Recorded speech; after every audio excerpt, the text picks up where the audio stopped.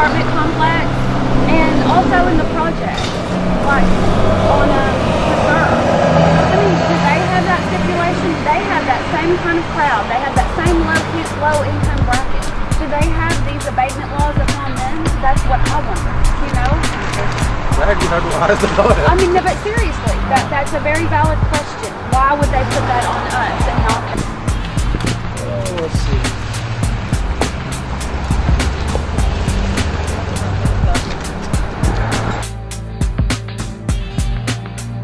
I'm Corporal Kirk Zahner, Hot Springs Police Department. I'm at 815 Park Avenue, which is the Parkway Court Department. On Monday, April 18, 2016, Hot Springs Police Department abatement unit came to 815 Park and closed the business down, evicted all the tenants and boarded up the business.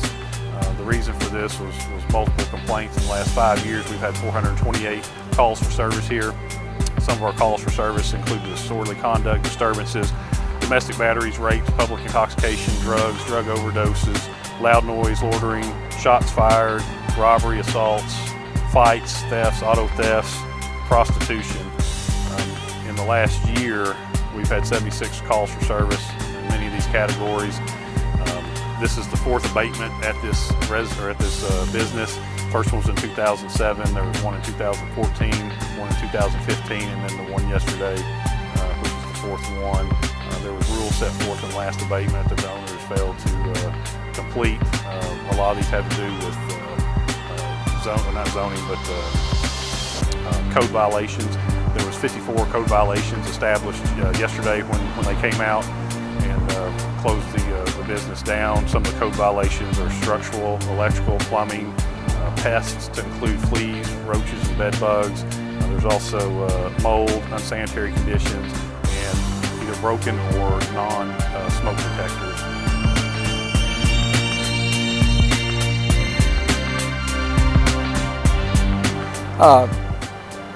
Byron, we are extremely concerned about what's happened to Mr. Varma's property.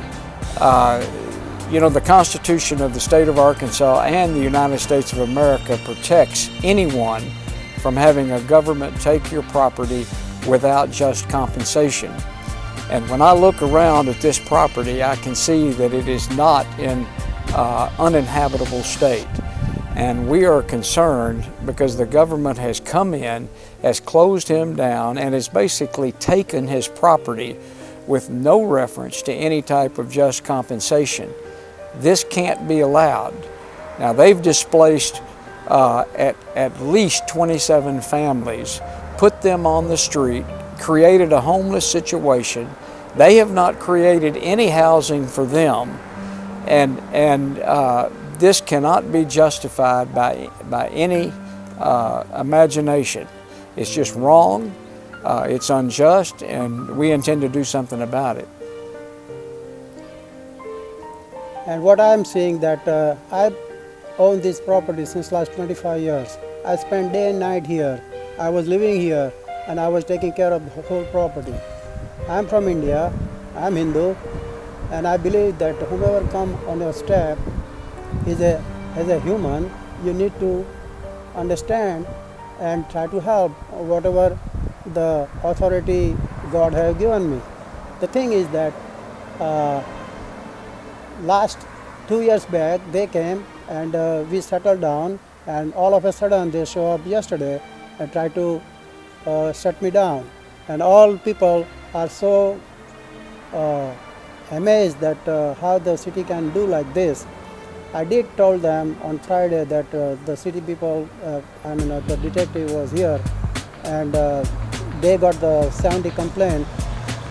Yes, they got the 70 complaint, but most of the complaint was mostly domestic, or the previous they have a felony, or they have a warrant for not appearing, or they didn't pay their fine.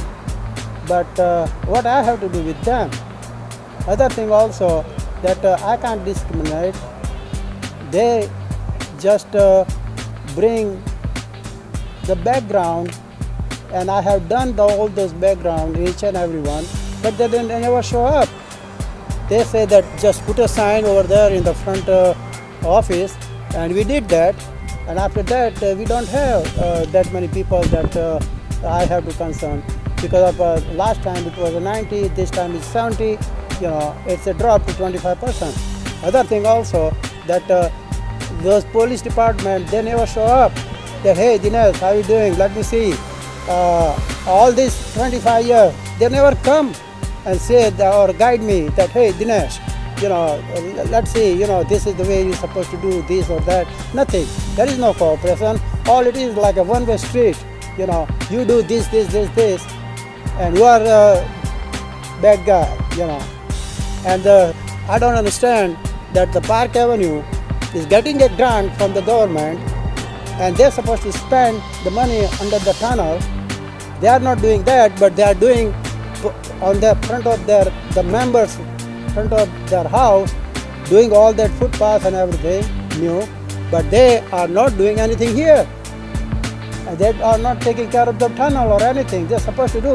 This is the national park property as well as it's a historical park avenue. When the historical park avenue it is listed this property as a historical park property, you know, and then they want to just say that, hey, you have a bad people and you know, you are the bad guy, and actually they are not cooperative.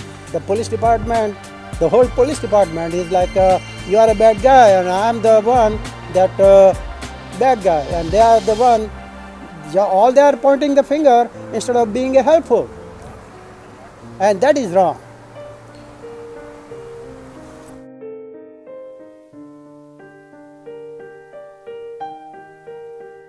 My name is Judy Ann Meeks. Till the time to vacate, I had from 8 o'clock this morning till they boarded my door up. Stay a couple of hours at the most. Now, how many people do you know that were actually forced to leave? They had 39 rooms, let's say 30 rooms. The back was single people, the front was couples. So I'd say, I don't know, 30, 40 people easy. So out of those 34 rooms, so would you say at least about 60? Or Yeah, at least. And we had all paid our rent until the end of the month, so we don't get paid until the 1st. We don't get paid until the 1st, and so we had nowhere to go, no money to go on. They can't reimburse us for the 2 weeks, so a lot of them just took what they could, their clothes and stuff, and we were literally out on the sidewalk. Now, did a lot of people have to leave a lot of their stuff? Yes, they just boarded it up. There was food and everything. People didn't have time to get rid of it. So it was a bad situation all the way around. I'm 61-year-old disabled senior citizen. I have no family. I have nowhere to go. You know, I don't get my check until the 1st, so I'm just doing what I can, maybe stay with a friend here and there, you know, until payday. Now, there were claims that there was over 75 calls to 911 from inside there. We don't know that. There's never been an ambulance, a police officer, or a detective car show up.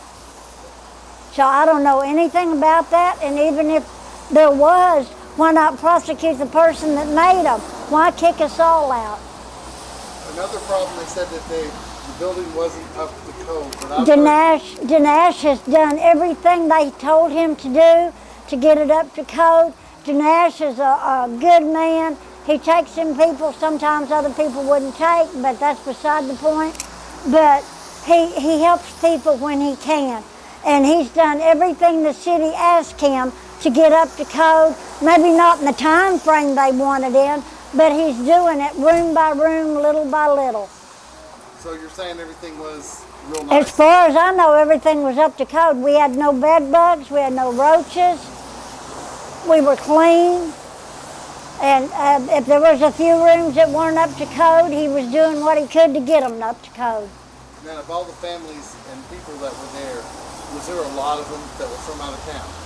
Now that I really couldn't tell you. I didn't know a lot of them that lived there, just passing, hi, how you doing kind of thing. But there's a couple of them that's out of town, out of state, that have been there for months, and now they have nowhere to go either. So how many children do you think live in? As far as I know, there was a lady that had 2 to 3 small children. Now, where they had to go, I do not know. Everybody was just throwing things in bags and getting out. I got lucky. I got a lady here that let me keep my clothes, you know. And so, anyway, as far as I know, everybody just scattered to the 4 winds. None of the churches or organizations would help anybody. So do you feel like the city's let you down by? oh yes, definitely. Yeah. So if, you know, the state will take care of you, but the city, they don't give a damn.